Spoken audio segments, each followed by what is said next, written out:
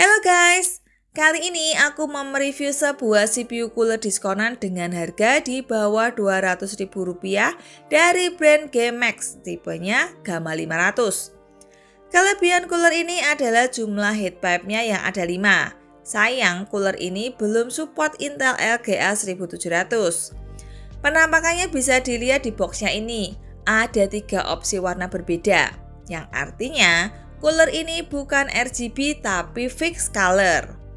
Di bagian samping boxnya ada spesifikasi teknis mulai dari ukuran tinggi di 148 mili, terus fan speed di 1800-an RPM, airflow, noise, dan di bagian bawah ada list kompatibilitas soket proxy.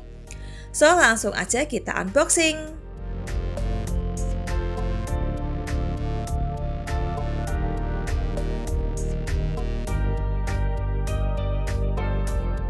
Pertama-tama kita dapetin kertas manual yang cukup lengkap. Dan bahkan ini ada bahasa Rusia kayaknya.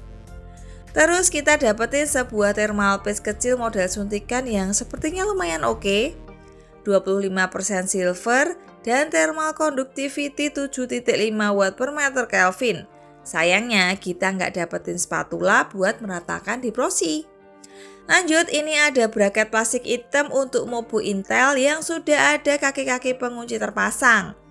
Dan kaki-kaki ini tipe yang bisa digeser buat menyesuaikan dengan soket mobo Intel yang kita pakai. Nah, sedangkan yang ada di plastik ini adalah 4 kaki penguncinya. Sekarang kita lihat coolernya. Penampakan dari depan gini cukup keren ya. Fan-nya warna full black sampai ke blade-nya. Dan untuk nyala RGB-nya dari ring tipis di pinggiran frame ini. Terus di fan-nya ini juga ada karet damper di bagian sudut-sudutnya. Soal heatsink, cooler satu ini bisa dibilang tebal dan bagus. Cuman sayang untuk kunciannya ke bracket ini pakai mode cantolan yang pastinya bakalan menyusahkan saat pemasangan. Apalagi ukuran cooler ini cukup besar. Bagian atas ini ada cover plastik hitam bermotif. Nggak tahu ini motif apa. Nggak ada brand atau logo apapun di sini. Jadi berkesan cooler OEM. Kita lanjut ke bagian bawah atau base plate. Di sini kita bisa lihat kalau ada 5 headpipe direct contact yang posisinya berdekatan satu sama lain. Dan menurutku ini nggak murni 5 headpipe ya. Karena ada 2 headpipe yang panjangnya cuma separuh. Kepotong di bagian bawah, nggak sampai ke heatsink di atasnya. Jadi secara cuma 4 headpipe aja ya, karena yang 2 cuma setengah. Oh iya, BTW untuk kabel fan yang dipakai ini kabel biasa dengan konektor 4 pin BWM. Oke, sekarang kita coba pasang cooler ini di mobo Intel.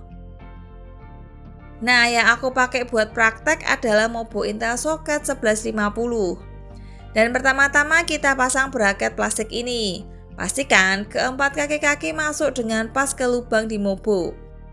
Baru setelah itu kita pasang kuncian untuk keempat kaki-kaki ini.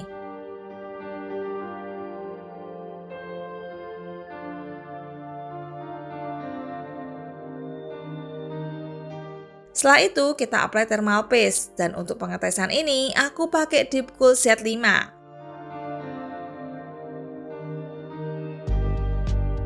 Kalau udah, terakhir kita pasang unit coolernya. Nah, ini nih yang menantang. Di aku sih masih gampang karena posisi mobo di luar casing. Ini kalau posisi di dalam casing, difficulty-nya plus 10 guys.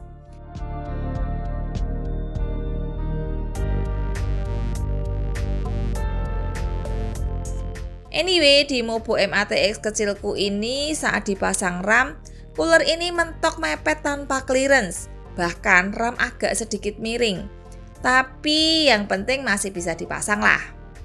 Cooler ini kelihatan besar dan keren saat terpasang. Tapi pastiin casing kalian bisa menampung ukurannya yang lumayan besar ini. Rata-rata casing MATX standar bisa sih. Saatnya lah cooler ini kelihatan keren juga. Dan soal noise di speed mentok pun cooler ini tergolong nggak berisik. Kalian dengerin sendiri deh.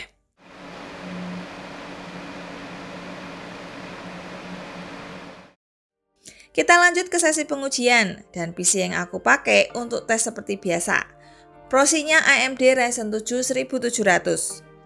Set fan tentu aja aku ubah ke fixed mode dan speed di 100%, supaya bisa tahu kemampuan maksimal cooler ini. RPM-nya terbaca sesuai spesifikasi ya.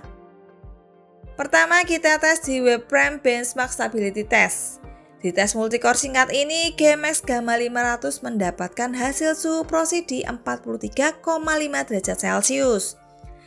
Nah, sebagai pembanding, aku tampilin hasil tes dari PC Cooler R400 yang lalu. Karena cooler ini harganya mirip-mirip. R400 ini bisa mendapatkan hasil suhu prosi di 44,3 derajat. Padahal jumlah heat pipe lebih sedikit dan ukuran fan lebih kecil.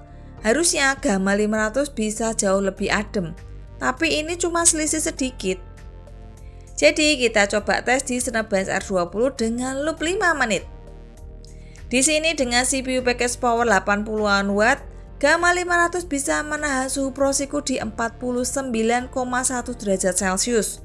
Ini performa yang biasa aja sih, kurang bagus malahan.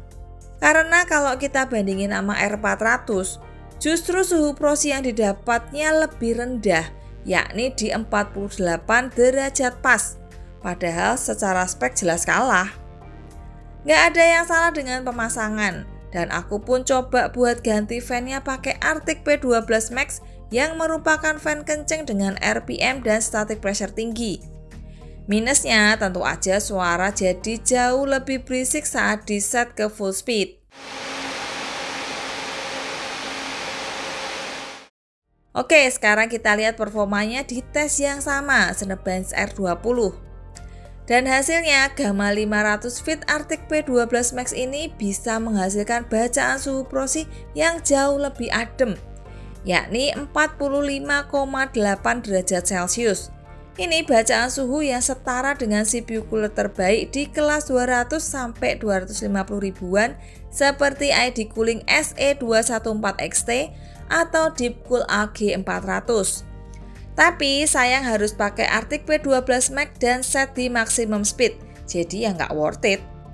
Performanya sih sesuai dengan harganya yang cuma 180 ribuan aja.